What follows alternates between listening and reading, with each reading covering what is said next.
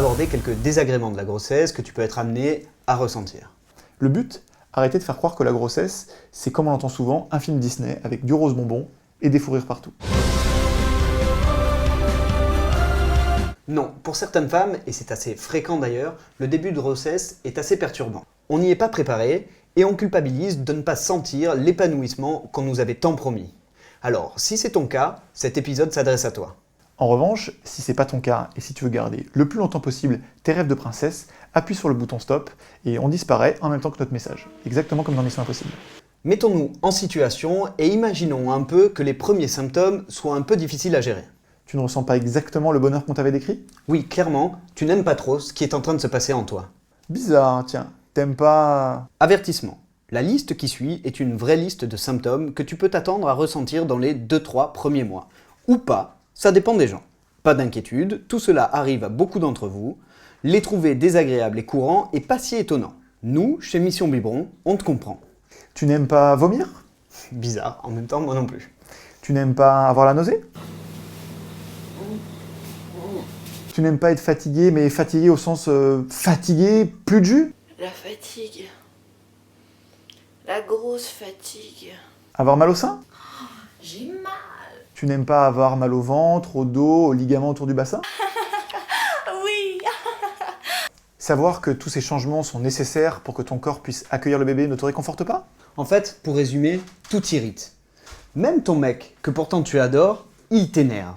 Et c'est un espèce de cercle vicieux. Tu es énervé qu'il t'énerve, ça t'énerve qu'il t'énerve, et tu t'énerves toute seule du fait qu'il t'énerve. Et le plus fou, c'est que lui-même, ça l'énerve que tu t'énerves. Et alors, ça t'énerve qu'il ne te comprenne pas. Mais il comprend rien ou quoi, ce con? Qu'est-ce qu'il a? Calme-toi, Marc. Toi non plus, tu comprenais pas à l'époque. Mais non, Christopher, il faut qu'on aille jusqu'au bout. Il faut qu'elle sache que ça arrive et que ce n'est pas grave. Il faut qu'on casse l'omerta et que cesse la culpabilisation. Que nos femmes sachent que ça arrive et que c'est temporaire. Il faut qu'on le dise, même si on doit risquer nos vies, Christopher. Ne vous inquiétez pas. Et puis ça te saoule de prendre tous ces kilos, là, ce poids, ça se voit, alors que la grossesse, ça se voit pas. Il y a que les mauvais côtés ou quoi? Je suis pas grosse, je suis enceinte. Tu commences à réaliser que c'est pas du tout le rêve qu'on t'a décrit que tu es en train de vivre. Et tu te sens seul. Tu finis même par culpabiliser. Pourquoi tu ressens pas cet épanouissement? Pourquoi tu ressens pas le plaisir d'attendre ce bébé? Tu en viendrais presque à douter de l'envie d'avoir ce bébé. Eh bien, rassure-toi tout de suite. Déjà, parce que tu seras sans doute une bonne maman.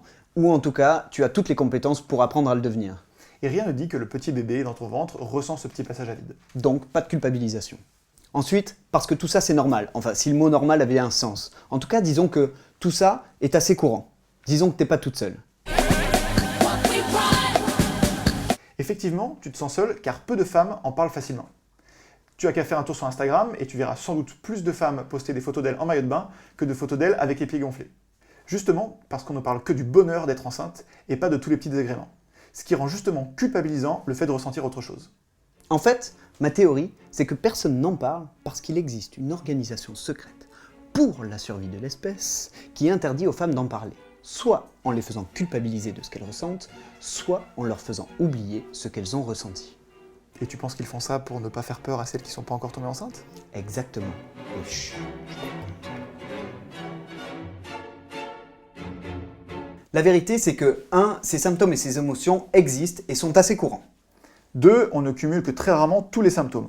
3. Ça paraît insurmontable sur le moment, mais c'est supportable avec une bonne dose de patience.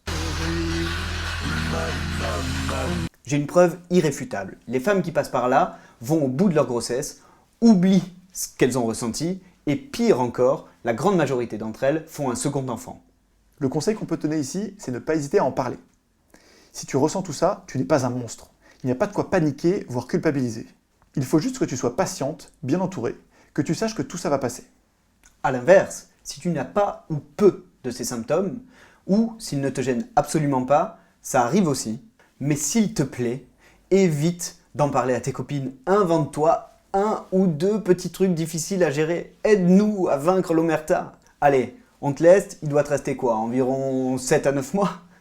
Allez, on t'embrasse et on te kiffe. N'essaye pas d'être parfaite, fais juste de ton mieux.